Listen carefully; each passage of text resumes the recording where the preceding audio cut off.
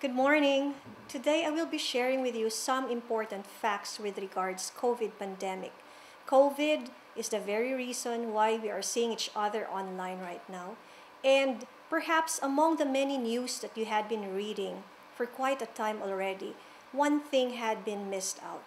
And this one thing is very important because it will make us realize that we are not at all helpless in this pandemic, that you and I have the capacity to make this pandemic end sooner.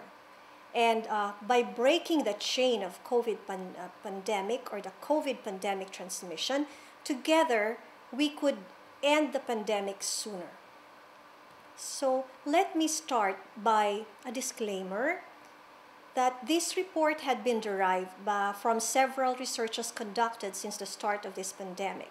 However, right now, there are hundreds of ongoing researches with regards to COVID, and the results of this may challenge and probably modify the same protocol that I'm sharing with you right now in the future. So to reintroduce the causative agent of COVID, this is how it appears.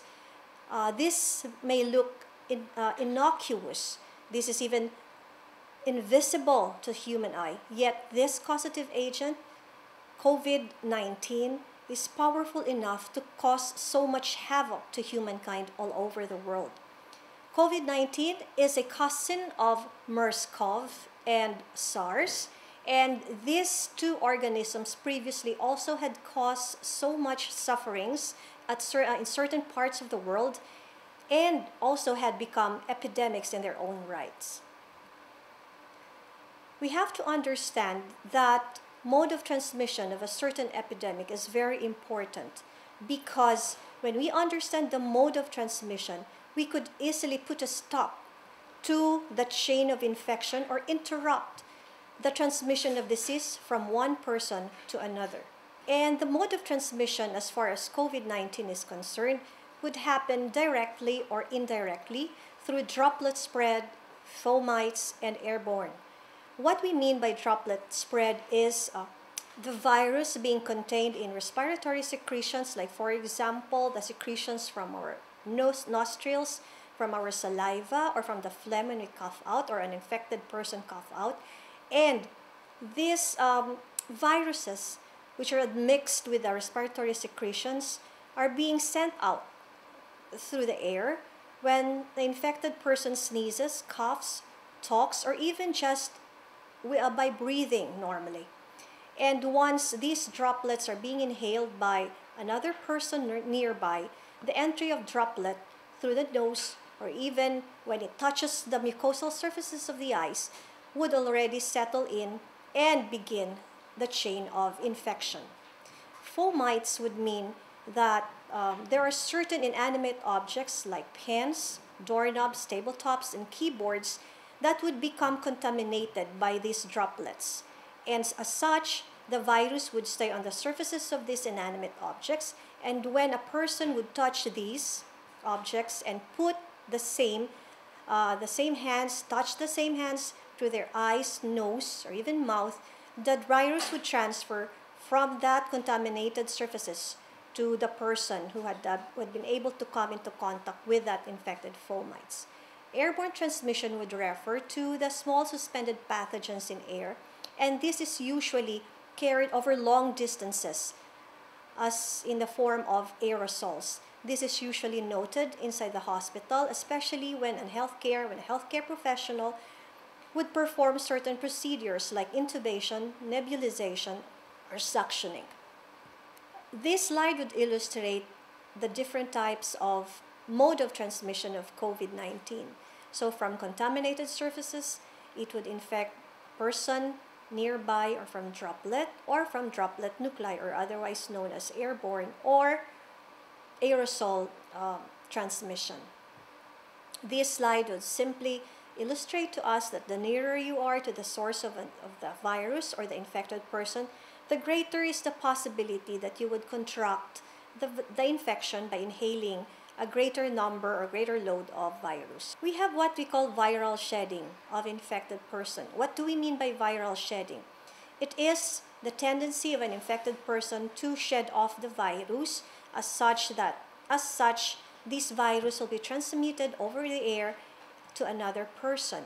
Usually viral shedding or the infectivity would start 2 days before the onset of symptom in a COVID-infected individual, and it is highest during the appearance of the symptoms. It is estimated that in mild cases, 8 days of duration of viral shedding would occur. And for severe cases, it would last even to 2 weeks. There had been instances wherein viral shedding would last for more than 15 days, or the longest was even recorded at 67 days. And this is usually noted in elderly with severe illnesses and those requiring artificial ventilation. Patients with comorbidities like diabetes and hypertension would also tend to have prolonged viral shedding and therefore longer infectivity. Asymptomatic or pre-symptomatic cases, recent data would suggest that their viral shedding is compatible with symptomatic individuals. Therefore, COVID transmission from asymptomatic patients or pre-symptomatic patients is still possible or still being highly considered. For children and adolescents, data is still inconclusive as of the moment, and they say that children usually have milder symptoms, but just the same, they can infect others who are within the vicinity, or they can contaminate objects through fomites. Now, how to stop the spread of COVID? Social or physical distancing means staying away from others or staying at home. And if you cannot be able to stay at home or stay away from others, you have to maintain a 2-meter distance or 6 feet distance from a certain individual when you are in public places. Congregation in enclosed areas should always be avoided. Also, social distancing would mean strict self-isolation, most especially when you are sick or when you had been exposed to COVID-positive individuals or when you come from COVID areas. The rationale for social and physical distancing is that COVID pathogens can travel from the source of infection to surroundings. Example, by ordinary breathing, speaking, or singing, the virus can travel from 1 to 2 meters. Or when the person infected with COVID is coughing and sneezing, the virus can travel for around 3 to 5 meters, and the virus can stay for 8 to 14 minutes in stagnant air.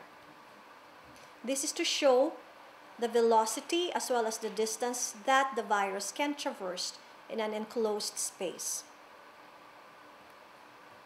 And this slide would also illustrate that the closer you are to the source of infection, the greater is the possibility that the person would contract the infection. This slide would illustrate the importance of social or physical distancing. For a person who will not observe social distancing, after 30 days of circulating around, he or she may infect 406 persons. This is a far cry from a person who would observe social distancing, in that by the end of the 30th day, he or she would only infect 2 to 3 persons. Personal hygiene is also very important. As we have been discussing before, the virus can be transmitted through fomites, and as such, when we lather our hands with soap and water for 20 seconds, this will effectively remove the virus from the surfaces of our skins and inactivate them, making fomite transmission lower. This should be done regularly, especially when we come into contact with inanimate objects that are frequently touched by other persons, such as pens, tabletops, keyboards, ATMs, and money. If soap and water is not available, alcohol-based hand drops would be very effective. Personal hygiene matters in COVID-19. Aside from washing your hands properly and frequently, you should be able to avoid touching your eyes, nose, and mouth. And if you really need to cough or to sneeze, do not do it directly into your hands. Get a tissue paper, cover your nose and your mouth when you do so, and then dispose of the tissue properly to the trash bin.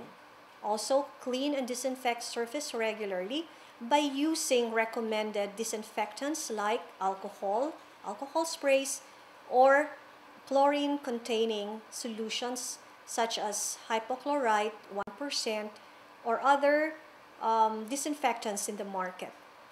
It is also important to wash and clean your clothes regularly, including your bed sheets and towels. Personal and environmental hygiene is really very important. It removes mechanically the virus, and once the virus comes into contact with soap and water or disinfectants, it becomes inactivated. Therefore, it will not become infectious anymore. We have to remember that coronavirus on surfaces can persist from hours or even to days. Example, aluminum for 2 to 8 hours, glass 4 to 7 days, paper 4 to 5 days, plastic 5 days. Also, face masks and face shields are very important. The use of face masks and face shields is really very important. Here is an illustration of the level of risk of a person wearing mask and not wearing mask. Example, if an infected person does not wear any mask, come into contact with a non-infected person not also wearing a mask, the risk would be very high. If one of them is wearing a mask, the risk would be moderate. And if both of them are wearing masks, this would bring down the level of risk to low or minimal. Proper wearing of face mask and face shield is really very important. Face mask should snugly and adequately cover both mouth and nose. And once the mask is in place, avoid touching it with unclean hands. And after use, you should be able to clean your face shields and face mask appropriately if it is washable. The rationale for face mask and face shield is that it prevents respiratory droplets with COVID from being blown away from an infected person.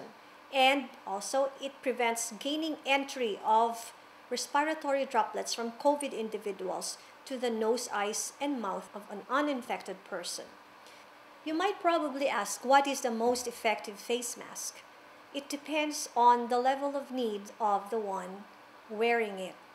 If the wearer anticipates a very high probability of COVID exposure, then a medical grade face mask is advisable. For example, healthcare workers. Or if you are sick and if you have an ongoing medical condition that would render you immunocompromised, such as when you're diabetic or you're having cardiac disease. So this is an example of a surgical mask, and this is the proper way of using or wearing a surgical mask. This is an N95 respirator mask, which filtrates 95% of air particles and only recommended for healthcare workers. And this is the cloth mask, which is recommended by CDC or Center for Disease Control for general public use. Another thing that I would like to raise is each and every one of us should improve our immunity. This can be done through healthy and balanced diet, exercise, adequate sleep, and good coping mechanism for stress. Stress would bring down our immune system and it would render us vulnerable.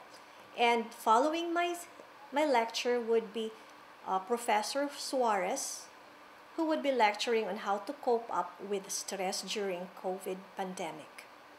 Seek timely medical attention if you're having fever, respiratory symptoms, body pains, poor appetite, and loss of smell. Respiratory symptoms would refer to cough, sore throat, and runny nose. Also, when you have history of close contact with a COVID-positive individual, you should also seek medical counseling. Close contact would mean that you had been in an enclosed space for more than 15 minutes and less than 2 meters apart from a COVID-positive individual. And for this reason, CPU is now offering medical teleconsultation to bona fide students, and following this would be a video on how to hook up to medical teleconsultation. Again, I would like to stress that we can be able to conquer this COVID pandemic, especially if each and every one of us would be breaking that chain of transmission. And breaking the COVID chain would always start with you. Thank you very much. These are my references should you wish to read some more, you could hook up to these articles at the web.